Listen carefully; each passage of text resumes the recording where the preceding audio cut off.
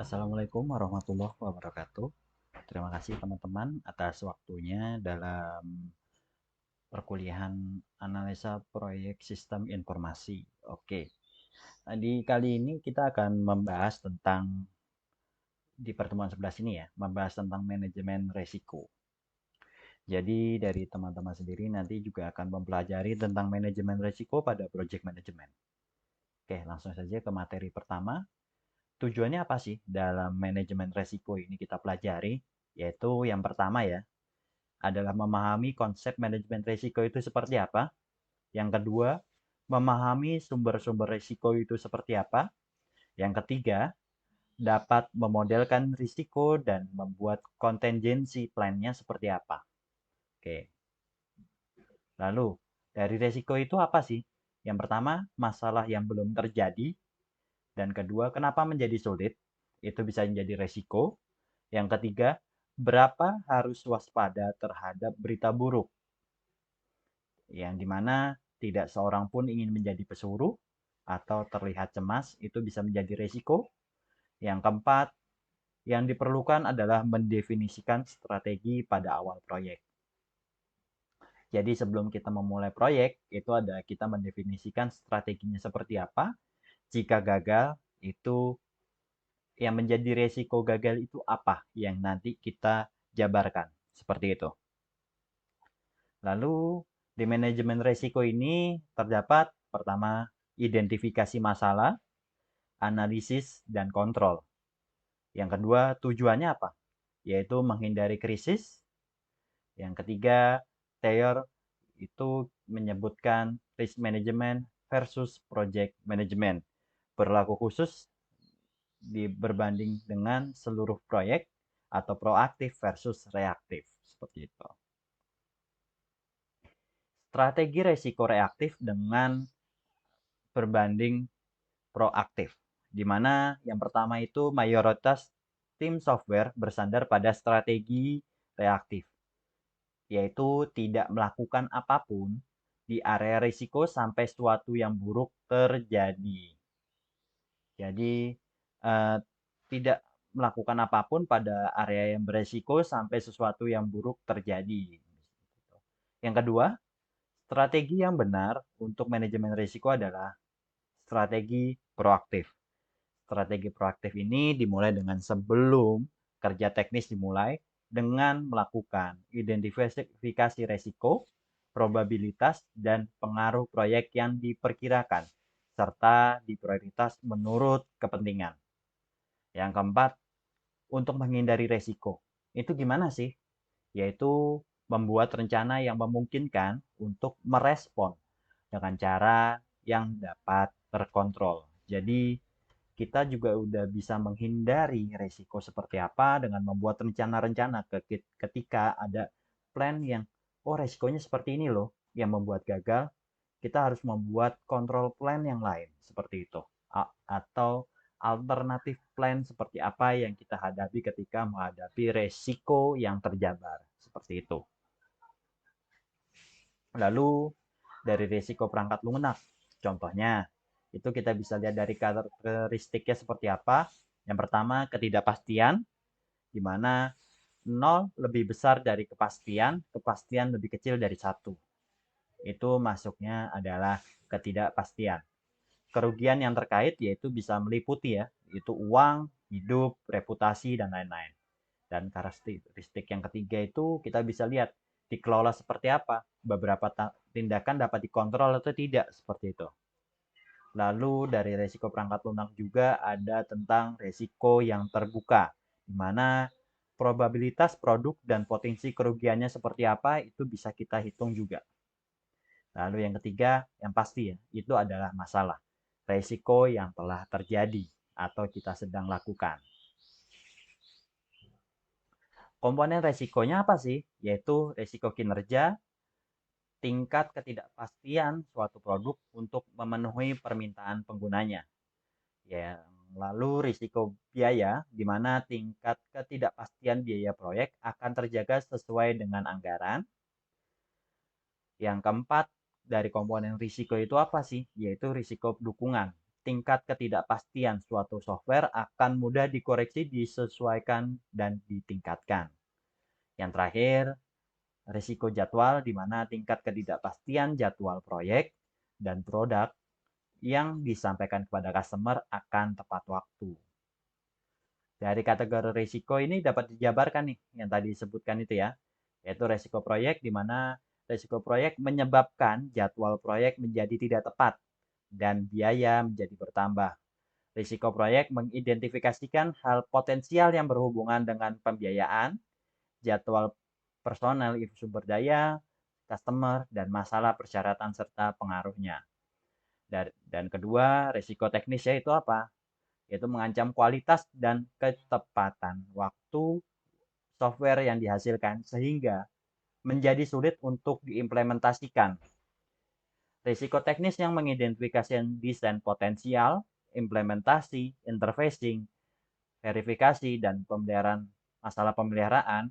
5 faktor risiko teknisnya itu apa? Yaitu ambiguitas dari spesifikasi, ketidakpastian teknis, keusangan teknis, dan teknologi yang leading edge gitu. Lalu dari kategori resiko juga kita bisa menjabarkan dari risiko bisnisnya seperti apa. Risiko bisnis membahayakan proyek atau produk itu bisa dijabarkan dalam 5 komponen utama dari risiko bisnis, yaitu pembangunan produk yang baik tetapi tidak dibutuhkan oleh pasar. Itu risiko pasar kalau dalam bisnis. Yang kedua, pembangunan produk yang tidak sesuai dengan strategi bisnis, yaitu risiko strategi.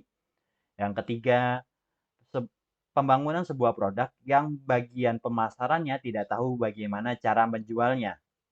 Yang keempat, kehilangan dukungan manajemen senior berkaitan dengan perubahan pada fokus atau manusia.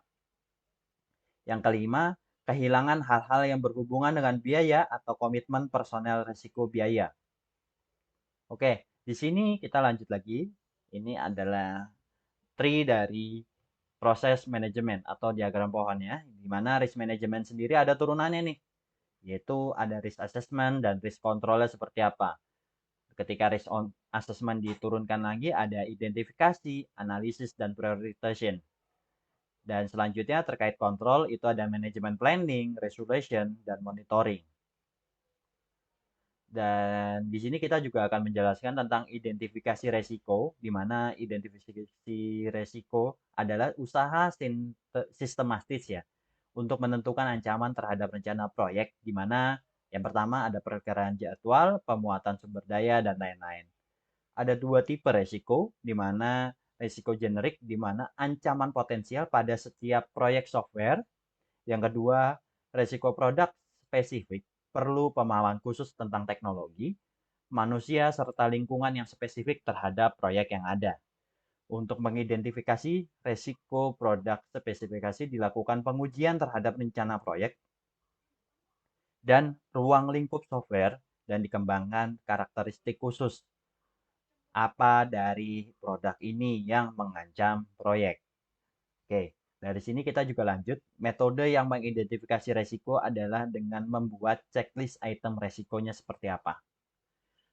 Item-item resiko berdasarkan subkategorinya itu ada pertama, ukuran produk, di mana resiko sehubungan dengan seluruh ukuran software yang akan dibangun dan dimodifikasi. Yang kedua, pengaruh bisnis, di mana resiko hubungan dengan batasan yang dibebankan oleh manajemen atau pasar. Yang ketiga, karakteristik pelanggan, di mana resiko sehubungan dengan kepintaran pelanggan dan kemampuan pengembang untuk berkomunikasi dengan pelanggan dengan cara yang tepat. Jadi, ketika membangun sebuah proyek, itu harus ada hubungan atau komunikasi timbal balik antara pengembang dan pelanggannya seperti apa. Biasanya mereka dijembatani oleh seorang bisnis analis seperti itu atau dengan PM. Lalu yang keempat, definisi proses di mana risiko sehubungan dengan tingkat di mana proses software telah didefinisikan dan diikuti oleh organisasi pengembang. Item yang berdasarkan ini lanjutan ya dari subkategori itu yang keberapa nih? Kelima berarti ya. Itu lingkungan pengembangan ya. Risiko sehubungan dengan keberadaan dan kualitas piranti yang akan digunakan untuk membangun produk sistem informasi. Keenam, teknologi yang dibangun, resiko sehubungan dengan kompleksitas sistem yang akan dibangun dan kebaruan teknologi atau teknologi terbaru yang dikemas oleh sistem seperti apa.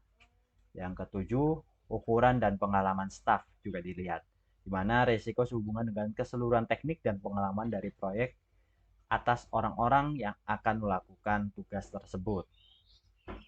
Pengukuran resiko di mana ukurannya kuantitatif yang jelas, contohnya resiko dalam biaya waktu, contoh resiko kenaikan biaya akibat fluktuasi USD.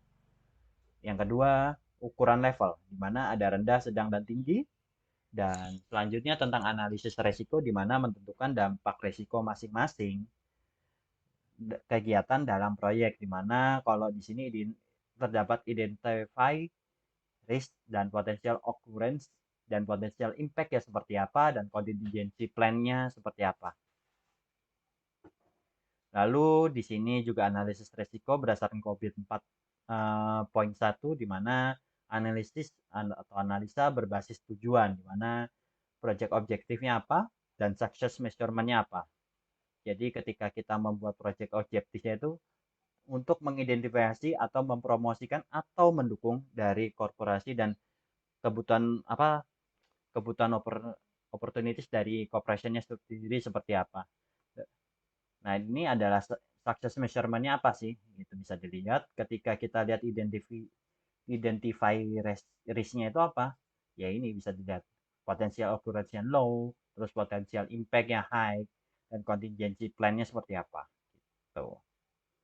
Contoh resiko proyek TI di mana ada development, yaitu di SDLC-nya, software development life cycle-nya seperti apa, di mana bisa dijabarkan melalui tujuan utamanya, yaitu mengembangkan sistem, mengimplementasikan sistem. Resikonya seperti apa, yaitu sistem tidak terselesaikan dalam waktu dan biaya yang dialokasikan. Kedua, sistem tidak sesuai dengan keinginan. Yang ketiga, sistem tidak dapat dioperasikan. Dan selanjutnya tentang resiko. Risiko juga terjadi pada saat proses, yaitu campur tangan manusia, kemungkinan dipengaruhi alam, geografis, dan lain-lain. Yang ketiga, kerusakan mesin, fluktuasi harga, keterkaitan peraturan, dan budaya.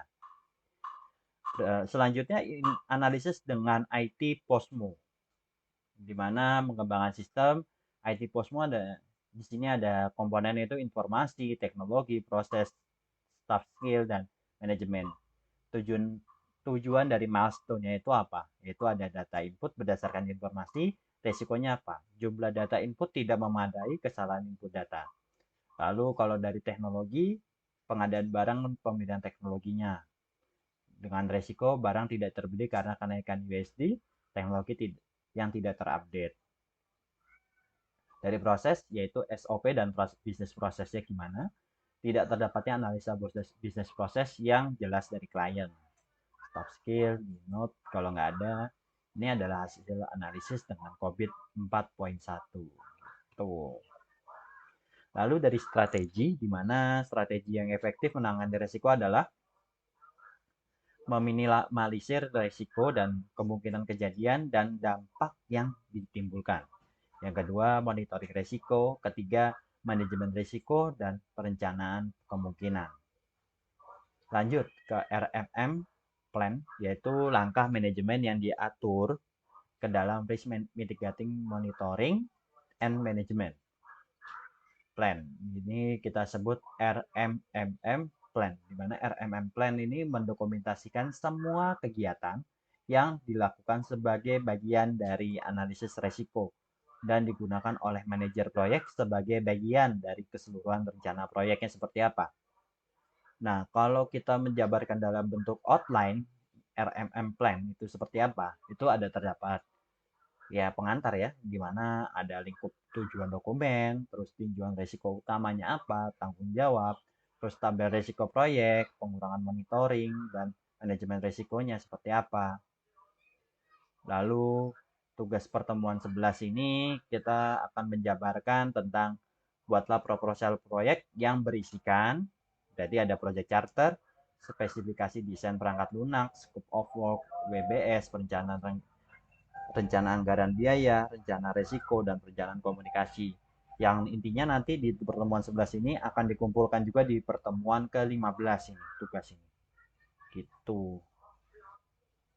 Tugas ini nanti akan saya update juga ke e-learning, jadi teman-teman juga bisa akses, tapi nanti pengumpulannya itu adalah tugas ke pertemuan ke-15 seperti itu. Tapi untuk presentasi kita akan mulai buka di pertemuan 13. Jadi setelah pertemuan ini berarti kan besok itu masih materi. Pertemuan 13 berarti teman-teman sudah mulai mempresentasikan tugasnya. Seperti itu. Oke, demikian yang dapat saya sampaikan. Terima kasih.